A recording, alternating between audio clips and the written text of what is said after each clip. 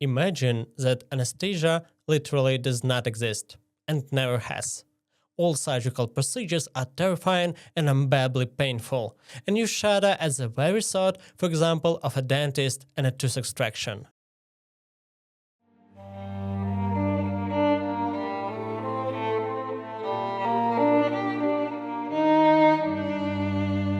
The scientific community of the mid-19th century could not even imagine the elimination of acute pain.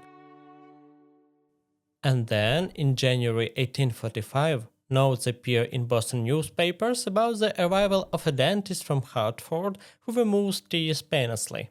He plans to demonstrate his method and is looking for volunteers. In a spacious surgical amphitheater under a large dome, a distinguished audience gathers: doctors, professors, and a large number of medical students. All were eagerly exchanging rumors that the dentist, who was about to appear, had already pulled the teeth of 15 patients absolutely without pain. Unprecedented. Everyone fell silent when the very same dentist, Horace Wells, appeared before the public. He briefly informed the spectators that he would now conduct several tooth extractions, giving volunteers a chance to inhale gas beforehand.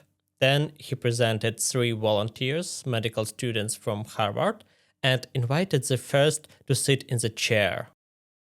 Mr. Wells's assistant brought to the patient a primitive inhaler, resembling a Scottish bagpipe, a rubber bag with a wooden mouthpiece filled with nitrous oxide. The student inhaled the gas until Wells stopped him, after which the dentist took forceps and grazed the diseased tooth. The audience held their breath. Wells pulls the tooth. His patient begins to scream. The audience bursts into laughter. Shouts of "liar" and mocking whistles fly at Horace Wells. 2 more volunteers were still waiting for the procedure. Wells had 2 more attempts, but he immediately left the amphitheater and departed Boston on the next train. For Wells, it was a complete failure. Nevertheless, his assistant, who had handed him the gas bag, himself a former student of Wells, was not upset. On the contrary, he joined the critics of the experimenter and left scathing remarks about the demonstration. Wells's failure became the starting point in his assistant's career. 2 years later, the latter would find himself in the same amphitheater before the same high-ranking audience, but now in the role of the new inventor of general anesthesia. His name was William Morton. For thousands of years, overcoming pain was not an ordinary matter. Pain-relieving agents were expensive, rare, and often deadly. Surgical operations such as limb amputations or tumor removals were performed without any anesthesia, and patients turned to surgeons only when their quality of life became more unbearable than the prospect of being cut alive. In the mid-19th century, a series of events occurred that would radically change medicine and lay the foundation of an entirely new era, the era of the conquest of pain. My name is Stas Demenchuk, and today I will tell the story of drug parties, fraudulent schemes, profiting from suffering, and suicide under anesthesia. This is a dramatic account of the discovery of general anesthesia.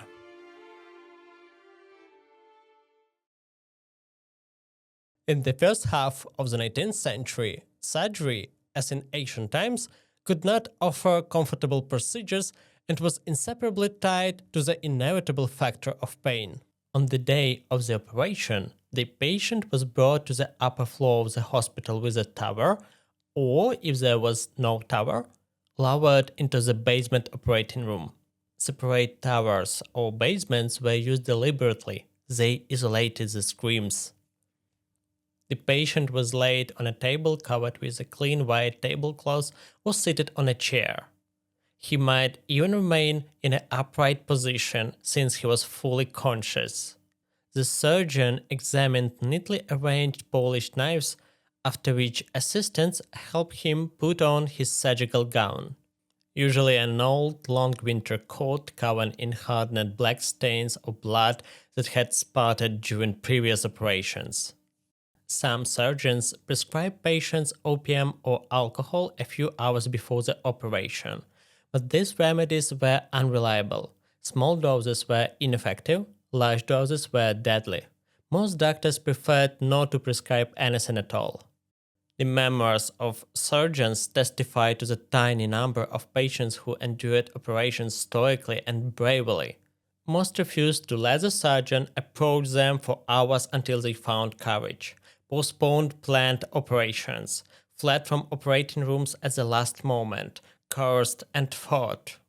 Surely, every surgeon who practiced, for example, in the 1830s, knew at least one story of a patient who took their own life after learning about an inevitable surgical intervention. People often literally drew themselves insane, imagining their operation as something far worse than suicide. In 1845, the newspaper New York Daily Tribune published a detailed report about an amputation. The patient was a young boy, tenderly embraced the whole time by his father, while orderlies held him tightly. When the boy's muscles were cut, his screams were so full of suffering that everyone not directly involved in the procedure left the operating room. Just 4 blocks away from the New York hospital where this took place, there was a lively show by Gardner Colton where volunteers were dosed with so-called laughing gas. More than 4,000 spectators roared with laughter at the tomfoolery, and temporarily intoxicated volunteers who, in full oblivion on stage, did all sorts of silly things. People fell and got bruised, fought with fists, and yet felt no pain at all. Both participants and the audience were simply bursting with laughter. Colton had been working with the laughing gas for a long time and knew well and did not conceal the anesthetic properties of this substance. In just a few inhalations of this laughing gas could have separated the boy on the operating table from the hellish pain of surgery. Yet, in the past half-century, no one had dared to carry out serious experiments with nitrous oxide in medicine.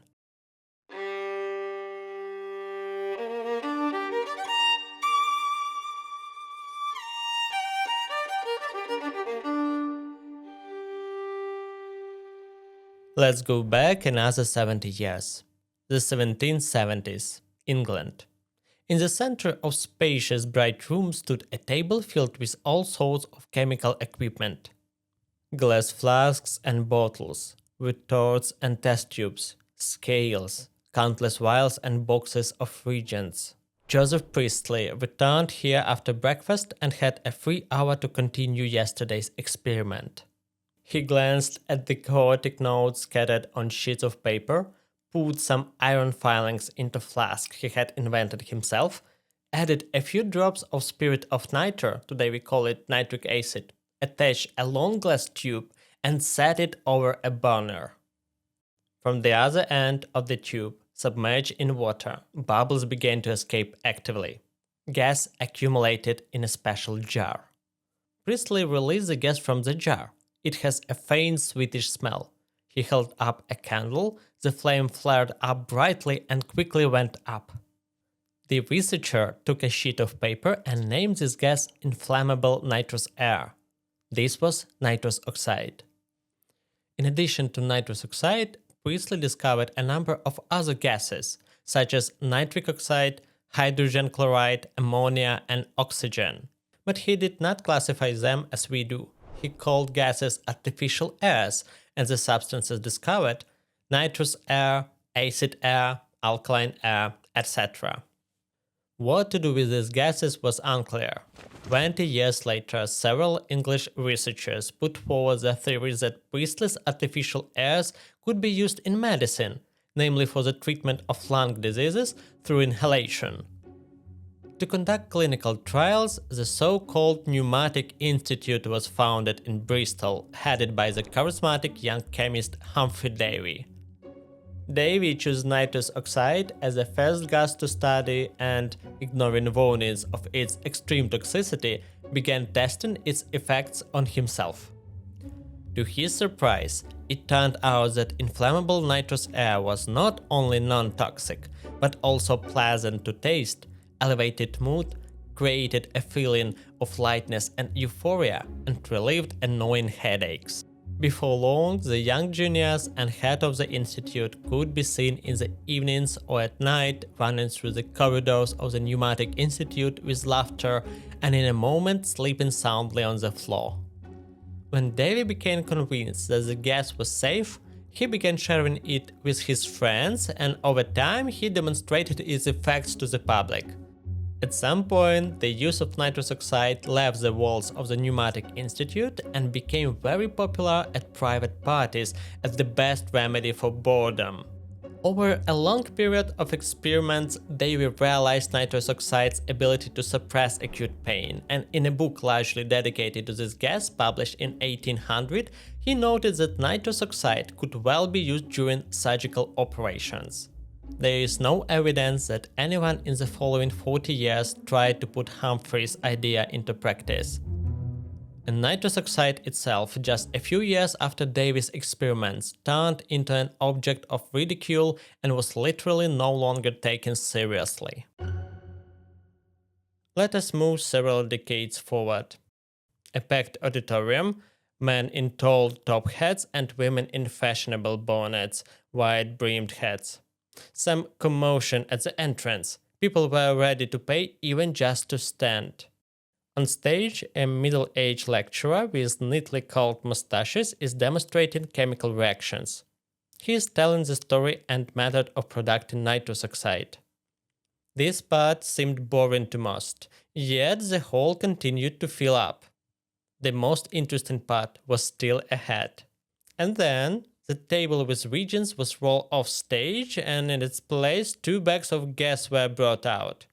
The lecturer, also the host, Gardner Colton, announced a demonstration of nitrous oxide's effects on volunteers. In anticipation of a wild show, the hall burst into applause. Once in the past, young Gardner Colton, a student, ran out of money and had to leave medical school.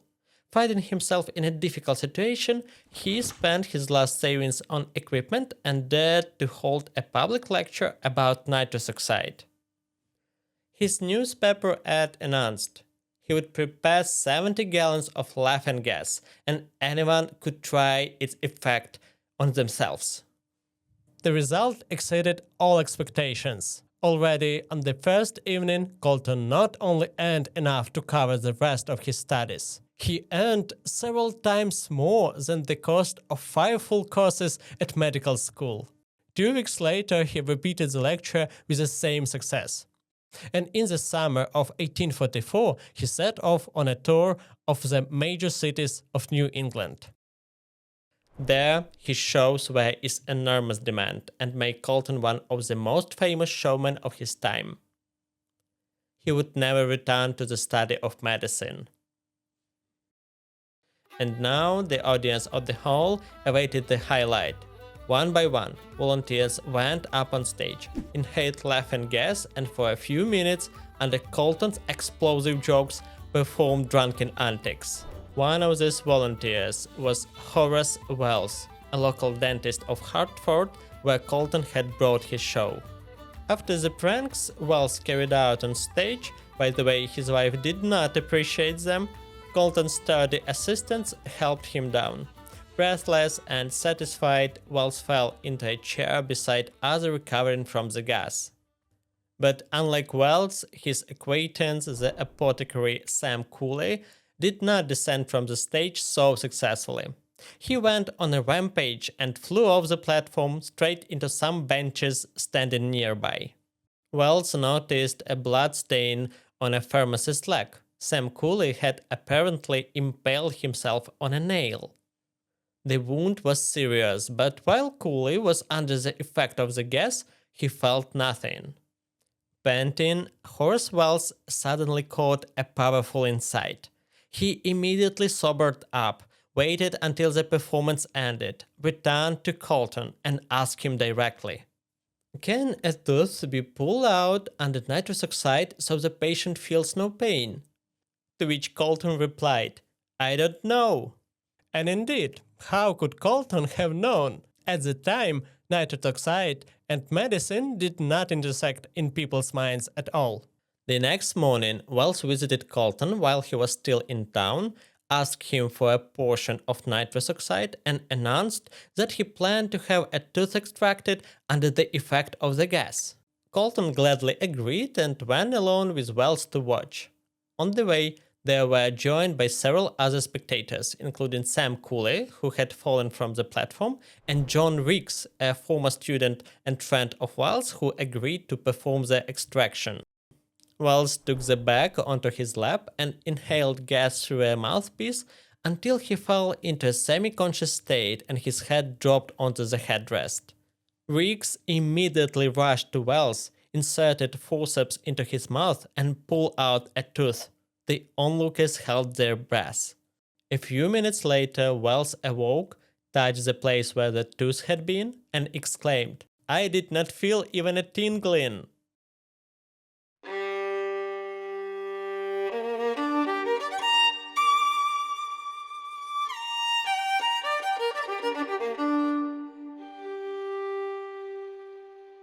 Horace Wells had a full, childlike face which completely matched his temperament. He was incredibly kind and sensitive, often naive, and had a sharp sense of justice. At the same time, he was not without talent and wit. In just a few years of practice, Wells patented several inventions and trained a few promising students in dentistry. Among them was William Morton. William Morton was an outsider. According to him, he dreamed of becoming a doctor, but his miner's family could not afford medical school. He supposedly worked as a clerk, saved up some money, and managed to afford a cheaper option. He moved to Hartford to study dentistry under the not much older Dr. Wells. The good-natured Horace Wells liked his capable student very much. At first, he helped Morton open his own dental office in a Hartford suburb and later offered him a partnership. Wells invented an improved type of place for dental prosthetics and wanted to expand his practice to two cities, Hartford and Boston. Being wealthy, Wells decided to invest a large amount of money in a dental office and advertising in Boston, and he entrusted the leadership of the Boston branch to William Morton. Thus, the firm Wells and Morton was created.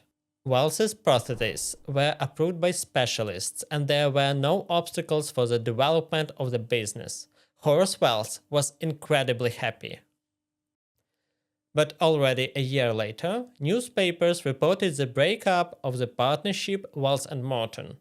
Almost all the money that Wells sent for the development of the Boston office, Morton shamelessly spent on his own business.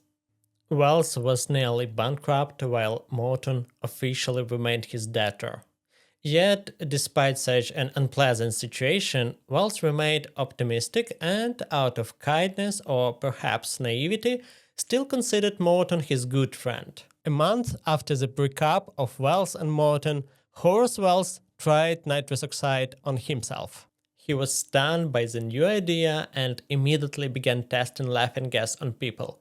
Within a month of practice, Wells had painlessly extracted teeth from more than a dozen patients, and rumors about his miraculous practice spread through the city.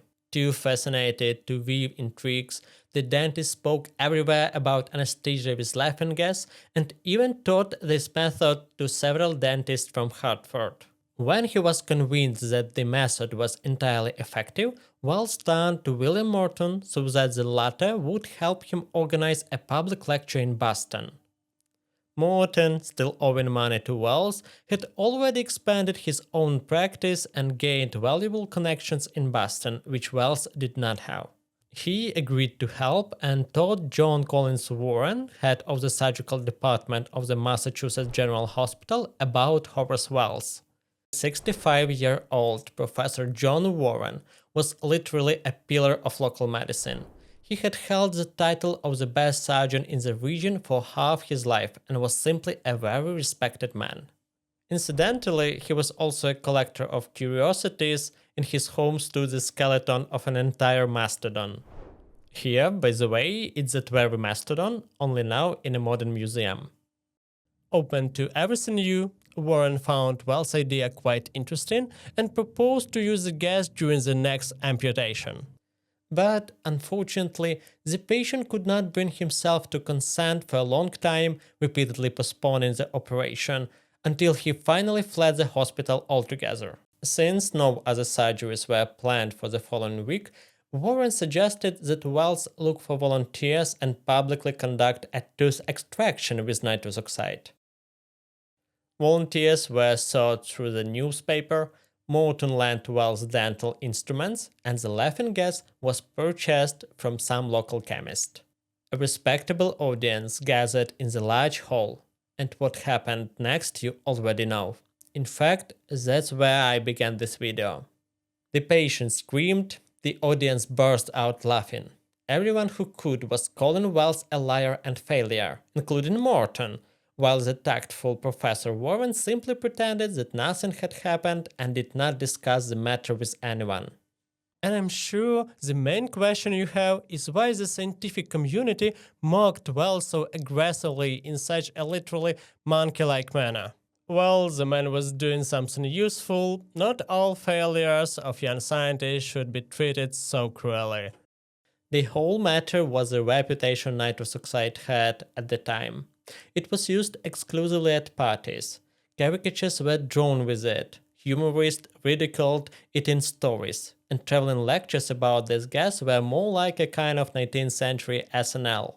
Plus, the very idea that anesthesia then was something out of science fiction, and here, imagine people were being anesthetized with laughing gas, which already sounded absurd. Therefore, Wells's attempt to demonstrate anesthesia with nitrous oxide seemed strange and even somewhat defiant. The audience already came with lowered expectations, and on top of that, most of them were students who in general tended to make fun of everything. Horace Wells was clearly a sensitive man. He could not bear the ridicule and stopped the demonstration. Nevertheless, the most interesting part is that there exist at least 3 testimonies that the student volunteer whose tooth Wells extracted did not feel pain.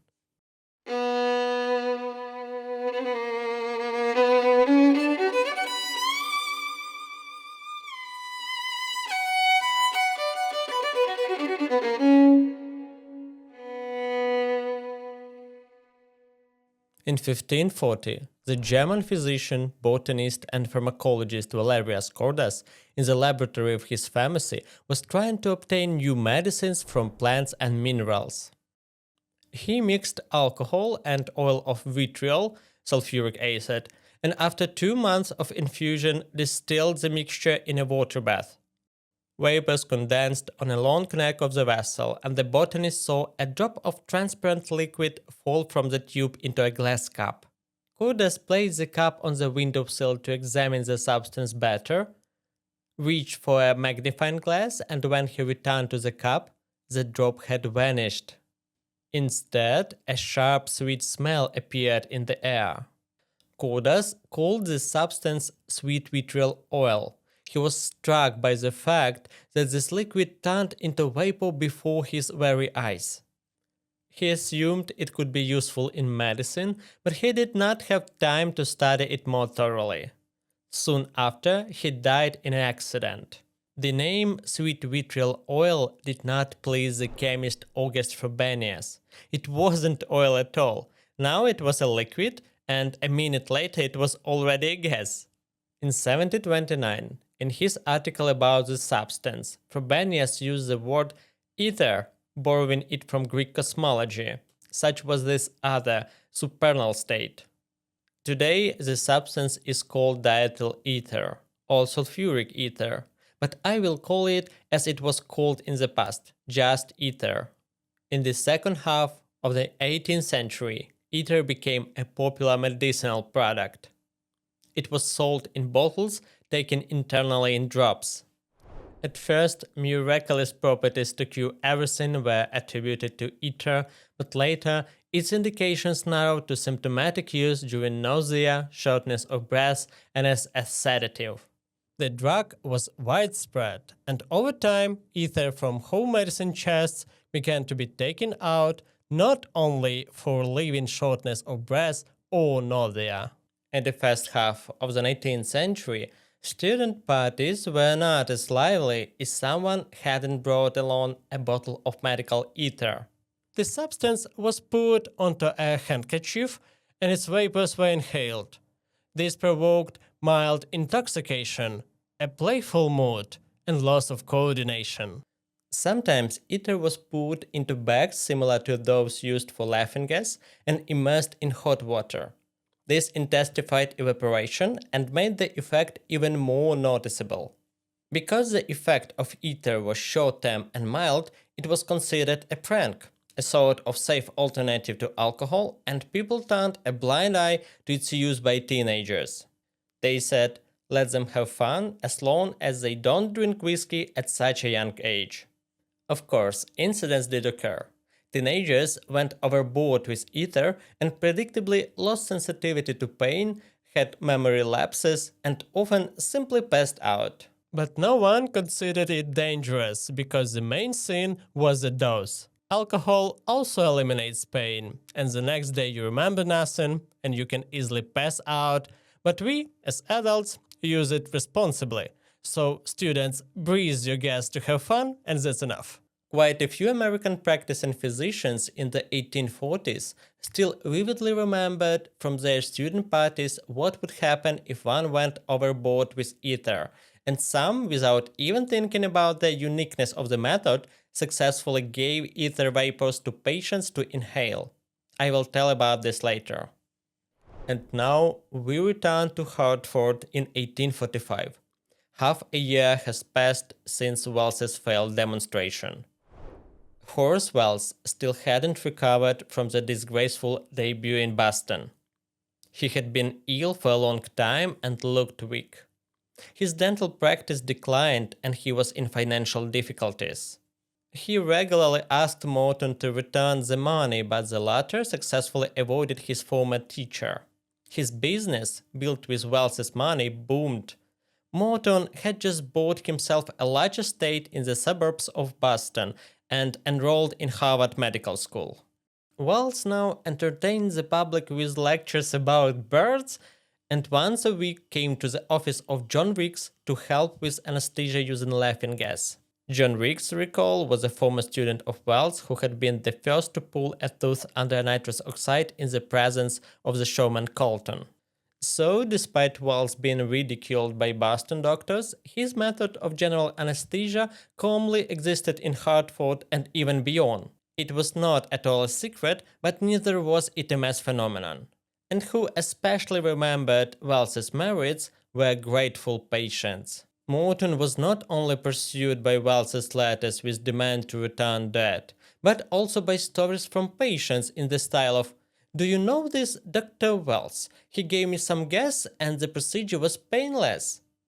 Morton played dumb, pretended not to know Wells, and feigned surprise. During this period, Morton realized the potential of anesthesia and decided to act. After a long period of ignoring him, he finally came to Wells, returned part of the debt, which incidentally was not difficult for him at all, and, again pretending to be curious fool, questioned Wells about laughing gas. Nevertheless, at some point, Morton switched to ether. According to Morton's own recollections, his new assistant told him about ether parties at school, and this inspired the dentist to use ether vapors in practice. Of course, he was not inspired by Wells, there had been no demonstration of such a method, and in general they had never collaborated. Then Morton tested ether on his dog. After some time he broke a bottle on the substance, inhaled the vapors, and himself collapsed unconscious on the floor. That's the story from William Morton himself, and it is presented today in most resources about the inventor of anesthesia. Still, another character appears in this story who seriously contests the accepted version: the physician, geologist, and chemist Charles Thomas Jackson. Charles Jackson received an excellent education in Europe and later held several leading positions in the USA in the advanced field of geology and lectured at Harvard. It is known that Morton attended his lectures, then became close to Jackson and entered his elite scientific circle of friends. Jackson wrote that he had experienced the anesthetic properties of ether on himself back in 1842, and after Wells's demonstration, he thought of its use in surgery. He told Morton about this in the fall of 1846. According to Jackson, Morton did not know what ether was and became very interested. The scientist-chemist was afraid to test the action of ether on humans, so he asked whether Morton could do it. The latter, of course, agreed, and Charles Jackson left Morton detailed instructions. Morton was terribly impatient. He wanted to try ether anesthesia that very day, but he found no volunteers. He went home, put ether onto a handkerchief, and in the presence of his wife tested the agent on himself. He was unconscious for 8 minutes and then woke up without negative consequences. Already, the very first use of ether on a patient, Morton turned into a publicity campaign. Not even knowing whether it would be successful, the dentist invited a journalist from a local newspaper to his home. Fortunately, the tooth extraction was successful. The local woodcutter did not even realize whether his tooth had been removed or not. Over the next few days, Morton literally bought up advertising space in local newspapers, where bold headlines declared that in his office teeth were extracted without pain. As a result, the number of patients increased. Morton was satisfied, and probably ether would have remained in Morton's office if not for his friend, the young surgeon Henry J. Bigelow. Bigelow was surprised that Morton thought so narrowly. What dentistry, William? In the hospital, we amputate legs and arms from people every day. If they don't die from the pain, they are traumatized for life. Anesthesia is needed for surgery. Bigelow even brought the entire surgical department of Massachusetts General Hospital into Morton's office, and the surgeons, with open mouths, watched as Morton extracted several teeth at once while the patient was in a blazed state of unconsciousness. And then Morton realized where the real big catch was. He requested permission to demonstrate ether anesthesia in the hospital. On October 16, 1846, the surgical amphitheater of Massachusetts General Hospital was packed with spectators. Around the patient, sitting in the chair, stood the surgeons in silence. Nothing happened. At some point, Professor John Warren looked at his watch and said, "As Dr. Morton has not arrived, I presume he is otherwise engaged." The spectators laughed. Surgeon Warren chose the appropriate scalpel, and the orderlies approached the patient to hold him immobile. At the last moment, William Morton ran into the hall. In his hand, he held a strange glass apparatus. Inside the glass sphere lay a sponge. One neck of the sphere was corked, and in the other neck was a mouthpiece for inhalation with several valves. Morton instructed the 20-year-old patient, handed him the mouthpiece, and after a few minutes, when the young man's head fell onto the headrest of the chair, he uttered the legendary phrase, "Well, sir, your patient is ready." Professor Warren quickly removed the tumor of the young patient's neck without any reactions from the latter. When Warren finished and the man was still unconscious, the professor turned to the spectators and uttered another legendary phrase, "Gentlemen, this is no humbug." As you understand, on that day, all the phrases were legendary, so I decided that 2 were enough for you. Well, fine, let's add 1 more. When the patient regained consciousness and was asked whether it had hurt, he said, "I have experienced no pain, but only a sensation like that of scraping the part with a blunt instrument." This event was unironically grand. and entered history as the first successful public operation under general anesthesia in the Western world. From that day, a new era in medicine began, the era of painless surgery. On that day, Morton not only gained recognition as a pioneering researcher and benefactor, but also made the loudest advertisement for his unique inhaler and anesthetic preparation called Letheon. Wait, stop. What Letheon? In this section, actually, we haven't talked about any substances other than ether. And here, I want to confess something to you. I didn't quite tell the whole truth. Well, not only me, the Wikipedia article is also a bit misleading. I suspect that William Morton may already seem to you, to put it mildly, an unpleasant character. To set the record straight, I'll make a small digression which might shed some light on Morton's character and intentions. So, 1840. A steamboat approached the river port of New Orleans. A young, elegantly dressed man, 20 years old, arrives to a closed warehouse and hands over a letter of recommendation from a trading company in the city of St. Louis. The trading company had entrusted him to purchase a large consignment of expensive suits and clothes on credit and deliver them from New Orleans back to St. Louis. The handsome man, with impeccable manners, has the goods packed into large sacks. Dock workers help carry them aboard a boat that is just about to depart. And then breathless police agents rush into the closed warehouse. They are too late. The boat on which the dock workers had loaded the bales of clothes was not headed to St. Louis, but to Europe across the ocean. The young, charming man sold the goods intended for the St. Louis company directly to random seafaring merchants, stuffed his pockets with cash, and vanished. This young man was a known swindler, and guess who he was? William Morton. Before the clothes affair, he had carried out a series of schemes in which he forged documents and letters, bought goods on credit and then sold them at full price. Several times he managed to slip away from the police. He was regularly the subject of various newspapers which predicted the gallows for him. Thanks to his scams, he lived quite comfortably, but such a lifestyle required constant relocation. And when the police eventually knew about him everywhere, he had to settle down.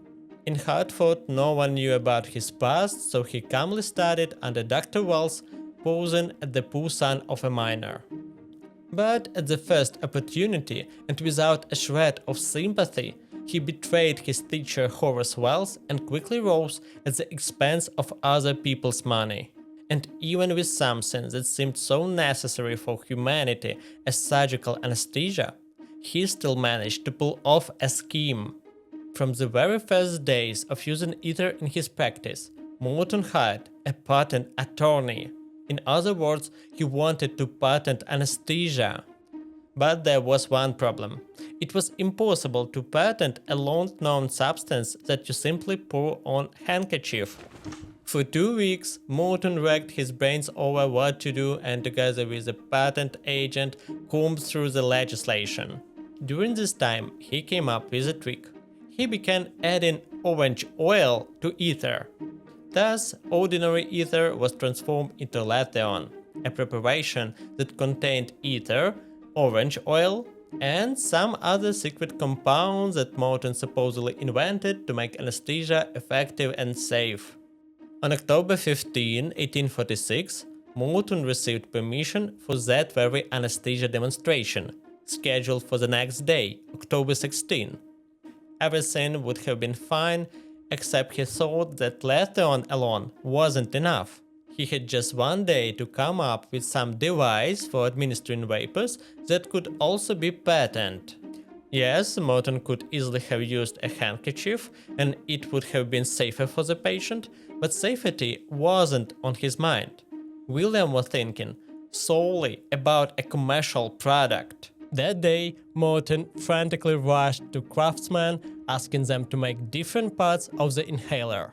And in fact, he was late for the operation because he waited for carriers to deliver all the device's parts. He assembled it on his knee and practiced pressing the valves while running up the stairs to the operating room. There were plenty of reasons why Morton's demonstration could have failed, repeating Wells's fate. But luckily for him, this performance turned into a true triumph. Things went wonderfully. After the demonstration, queues line up at his dental practice. From Boston, dozens of sales agents departed for other cities to sell later on. A celebratory mood reigned in the surgical ward of the Massachusetts hospital.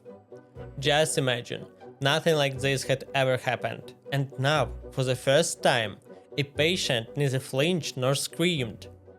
Professor John Warren, who operated on the patient under anesthesia, wanted most of all to repeat it again. Among the surgeons, none were fools. They all suspected that Morton had simply used ether. John Warren wanted to try anesthetizing the next operation himself and asked for some spherical flask in which to place a sponge soaked in ether. And just a moment later, the usually calm and balanced 68-year-old Warren was in complete shock. He was informed that anesthesia had been patented, and without Morton's permission, no one had the right to repeat it. Warren wrote Morton a letter asking either to reveal the secret of the substance or at least donate his inhaler to the hospital, but Morton ignored him. That meant, if you wanted to anesthetize someone, say for an amputation, you had to pay for a portion of later on, and either Morton himself or his assistant would come and anesthetize as needed. And of course, you also paid for the visit. Warren was outraged. He firmly believed that a remedy that relieved human suffering had to be universally accessible. And what Morton was doing was not only unethical, but literally profiting from human misery. A few days later, Warren retired as planned, and his colleague George Hayward became chief surgeon. The latter took an even harder stance against Morton. Either Morton admitted what his anesthetic was made of, or none of the hospital patients would receive it. Morton was even forbidden to enter the hospital building. And Morton was forced to give in. He allowed the hospital full and free use of his patent. But only this hospital, nothing more. The surgeons were sort of okay with that, at least it was something. For the first time in history, under the surgical dome of this hospital, there was permanent silence. The surgeons themselves found it hard to believe that no one screamed in the hall. The calm atmosphere was broken only by whispers of spectators. Despite all the scheming, the benefit Morton brought each time with his inhaler was incomparable. To his contemporaries, he truly became a hero.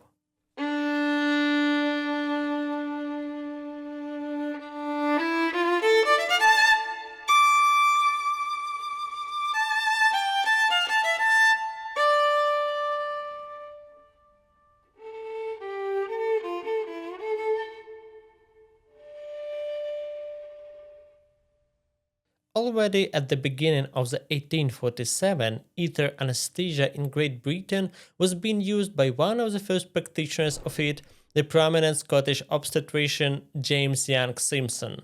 He, like many others, was impressed by the invention of anesthesia, but quickly moved on and began evaluating the negative aspects of ether. First, ether had a sharp suffocating smell and irritated the lungs. His patients often coughed violently and vomited, both while inhaling ether and while waking from sleep. Second, ether was prone to sudden ignition, and Simpson was seriously concerned about safety, since at that time open flames were the only source of artificial light. And third, if some Americans had managed to invent a substance for anesthesia, then surely we, the Britons, could find a better one. Simpson assembled a team of 3 doctors, and every week they gathered in his home and inhaled every possible chemical substance with a pronounced smell. For example, iodoform, acetone, gasoline, and so on. Of course, chloroform was also on the list of such substances. In the 1830s, during the most active period of the development of chemistry, several researchers from different countries, independently of one another and within a few months' difference, discovered chloroform. The liquid obtained by mixing bleaching powder and alcohol, similar to ether, also evaporated quickly but had a more pleasant, less pungent smell and did not ignite easily. Pharmacists immediately adopted it and, through trial and error, tried to figure out where it could be useful. By the late 1830s, chloroform was already being added as an ingredient in sedatives and cough mixtures. Simpson ordered a bottle from the local pharmacy and, at the next meeting, suggested they try it. At first, after inhaling from a handkerchief, Simpson and his colleagues felt a leap in mood, and then, strangely, Simpson woke up under the table. Outside, it was morning. Simpson's colleagues were also asleep on the floor. The effect was simply wow. The compound turned out to be very potent, not easily flammable, and cheap. Simpson promoted the use of chloroform, and the substance quickly replaced ether in British hospitals. In January 1848, advertisements appeared in New York newspapers. Horace Wells, the discoverer of the amazing pain-relieving effect of gases, had moved to New York City and was ready to offer his professional services. In short, Horace Wells moved to New York as a chloroform specialist. Here we need to understand what had happened to him before this. I think you remember that the failed laughing gas demonstration hit Wells hard. He became seriously ill, gave up dentistry, and tried to start some ventures, but everything went very badly. When Morton successfully demonstrated ether anesthesia and didn't mention his teacher even once, Wells was simply furious. Morton later relented somewhat and tossed Wells a bone in the form of an offer to become his sales agent, that is, to sell Letheon. If anything, selling Letheon in the scientific community was perceived like promoting a crypto scam today, literally profiting from human suffering. Remember the chemist Charles Jackson who showed Morton ether? He kept his distance from Morton until the very end and was never present when the ether anesthesia was used. Jackson considered himself a true scientist and didn't want to get involved in Morton's dirty dealings. After the ether demonstration at Massachusetts Hospital, Jackson met with surgeons at Professor Warren's home and announced that he had taught Morton how to make anesthesia and that it was really his achievement. And Jackson was simply flabbergasted when he found out that Morton had patented ether anesthesia. That is, Morton, with a patent, secured for himself the right to be called the sole discoverer. Jackson tried hard to avoid Morton's schemes, but simply to not lose credit as the inventor of anesthesia, he managed with lawyers to get himself listed on the patent with a 10% share. And Horace Wells, who was the first to present the idea of inhalation to everyone, decided not to get involved in this movement. Wells had neither connection nor a combative character, not an army of lawyers to fight adventures like Jackson and Morton. But no matter how hard he tried to stay away, Wells was still pulled into this race, whether he wanted to or not. Even he lacked power and influence. Doctors and dentists spoke on his behalf. First, they remembered his experiments with anesthesia, and second, they sincerely hated Morton. In the meantime, Wells came up with a new scheme. He decided to become an art dealer and went to Paris. In France, he planned to buy reproductions of paintings and then sell them in the USA. And then, shock. In Paris, Wells was welcomed as a hero.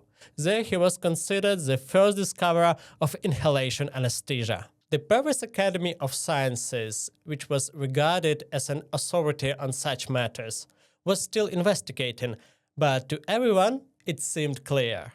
Horace Wells gave lectures at academies, attended balls and parties, and by his own account, even received an invitation to become the official dentist of the French king. This inspired him greatly, and he resolved to defend his priority. He just needed to return to the US and gather his own evidence. Across the ocean, in New England, another piece of news awaited Wells. Leaders of the state of Connecticut sided with him. They were preparing to declare Wells the sole discoverer. By the time Wells arrived in the US in spring 1847, Morton has already managed to annoy everyone. He sued over the patent left and right, and in comparison, the gentle, unobtrusive, and vulnerable Wells, who did not pursue profit at all, appeared far more deserving of official recognition. Clearly, Morton was infuriated by this and began publishing commissioned newspaper articles belittling Wells's achievements, claiming his guess wasn't that good, his practice was failing, and he had no proof. But when Wells finally got involved himself and gathered the necessary evidence, everything became clear. In May 1847, the General Assembly of the state of Connecticut recognized Horace Wells as the sole discoverer. These same pieces of evidence were sent to Paris.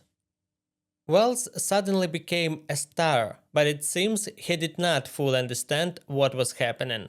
During the previous year, according to his wife and friends, he had become extremely discouraged and appeared timid and uncertain. After being proclaimed the discoverer, he reluctantly tried to return to dental practice, and it seemed he preferred trading the paintings he had brought from Paris. He began to be recognized and honored as a prominent figure, but Wells suffered from imposter syndrome, like I gave the world anesthesia and now I'm selling paintings? This isn't right. Wells decided to return to general anesthesia work, but the question arose, which substance? Laughing gas still had bad associations. Either was used by everyone and everywhere. And then Wells remembered chloroform, something he had once heard about in Europe. It was entirely new, advanced, and Wells saw it almost like a startup. The celebrity, the discoverer of anesthesia, now becoming a chloroform expert. And not in some provincial town, but in New York itself. Even so, first he had to learn how to use chloroform. Buying it was easy, but there were no textbooks or instructions on how to use it. Wells began experimenting on himself. Unlike nitrous oxide or ether, chloroform had a pronounced side effect that no one anticipated. With regular inhalation of the substance, Wells developed an addiction. He moved from Hartford to New York, published a few newspaper ads, but he never began practicing. For several days, he continuously inhaled chloroform and lay unconscious on the floor. In January 1848, a week after opening his practice in New York, on his 33rd birthday, in a state of narcotic madness, Wells ran out onto the street and poured sulfuric acid on several women. Wells regained consciousness in prison and was shocked by his actions, of which he remembered nothing. In prison, Wells was treated with respect and allowed to visit his apartment to collect hygiene items. Everyone expected Wells to be released quickly, but Wells considered himself infinitely disgraced. The next morning, a guard entered his cell and found Horace Wells dead.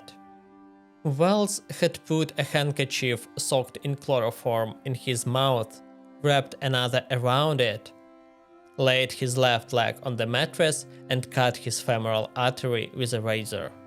Horace Wells used his own invention to anesthetize his suicide. 12 days before his death, the Paris Medical Society announced Horace Wells as the first person to perform a surgical operation without pain. He was elected an honorary member and awarded a medical degree. Wells never learned of his decision as the news simply did not cross the ocean in time.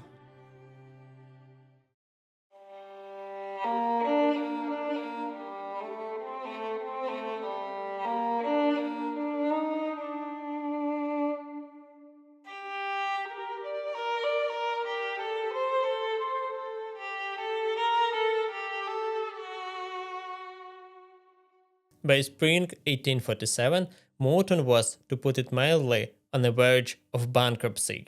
It was clear that the patent for ether use was ignored by everyone.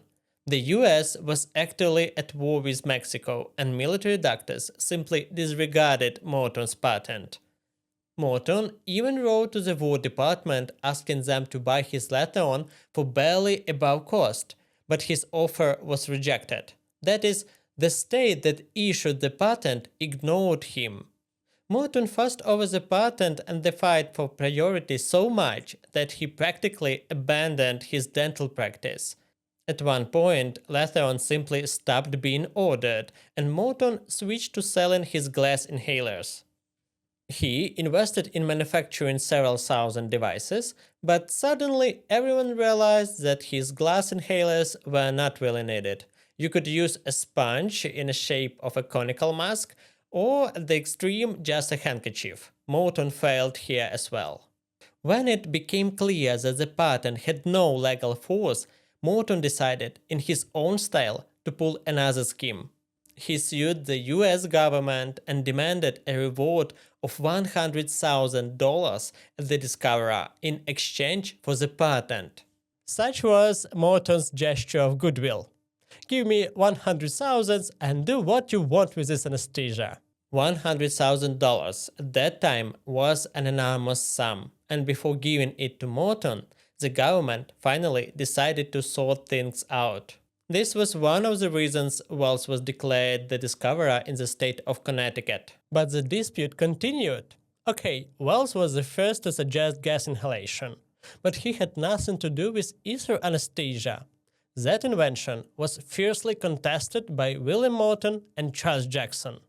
And the two of them made the fight for the title of discoverer the meaning of their lives. Morton regularly flooded the government with petitions for a reward. Look, I invented anesthesia, I patented the substance, recognize this and give me money.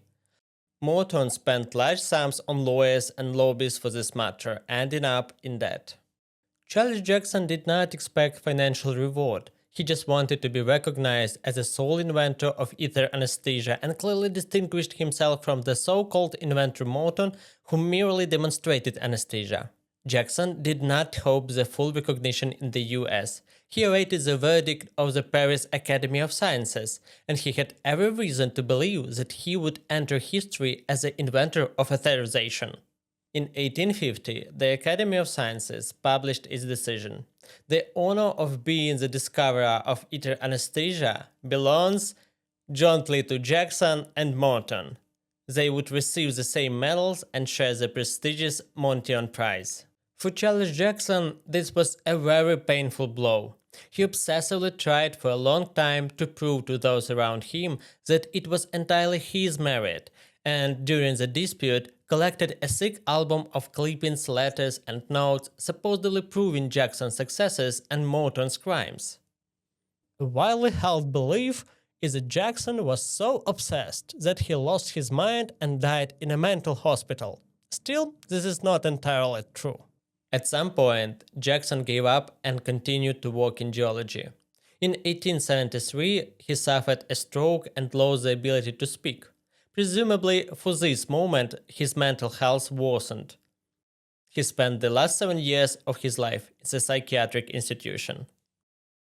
In his later years, Morton made himself out as a martyr, claiming the world owed him and that he had no money to maintain his house. He was not interested as a scientist or lecturer, yet he continued to be invited somewhere and awarded medals, which he then pawned. In his lectures, Morton never mentioned Wells and Jackson. Today, the discoverers of inhalation general anesthesia are considered all three. Wells as a discoverer and practitioner of nitrous oxide anesthesia, Jackson as a theorist of ether use, and Morton as the one who first implemented ether anesthesia in practice. There is a fourth person whom I did not mention in this video. During the peak of the dispute in 1849, evidence appeared that ether anesthesia had been used 2 years before Wells's discovery. In 1842, the 27-year-old surgeon Crawford Long performed a series of painless operations, having patients inhale ether vapors from a towel. He was inspired by ether parties popular in the area where he practiced. Moreover, he first used ether during childbirth. His wife experienced significant relief when he had her inhale ether during labor. Long really doubted what he was doing and did not plan to publish his discoveries. He shared it with a few surgeon colleagues, and that was it. After Morton's debut in 1846, friends convinced Long of the necessity of publishing his research. He collected the necessary evidence and in 1849 announced his discovery in a scientific journal. Nonetheless, during Long's lifetime, the US Congress ignored his contribution, saying they couldn't figure out the situation with the three of them. Sorry, Mr. Long, where were you earlier? Long apparently didn't mind much.